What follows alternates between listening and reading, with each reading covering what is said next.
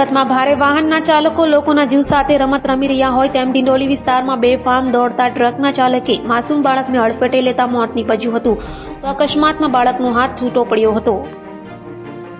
હાલ અકસ્માત કેસને લઈ કેન્દ્ર સરકાર દ્વારા નવા નિયમો બનાવ્યા હતા, જેને લઈ વિરોધ કરાયો હતો તો ફરી આવા જ એક બેફામ ટ્રક ચાલકે માસૂમ બાળકને મોતને ઘાટ ઉતારી હોવાનું સામે આવ્યું છે।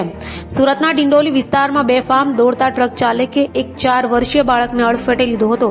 બાળકને એટલી ખતરનાક ટક્કર મારી હતી કે બાળકનો એક હાથ છૂટો પડી ગયો હતો। ત્યારબાદ બાળકને ગંભીર હાલતમાં સિવિલ હોસ્પિટલમાં ખસેડાયો હતો। એકના એક દીકરાની હાલત જોઈને માતા ભાંગી પડી હતી।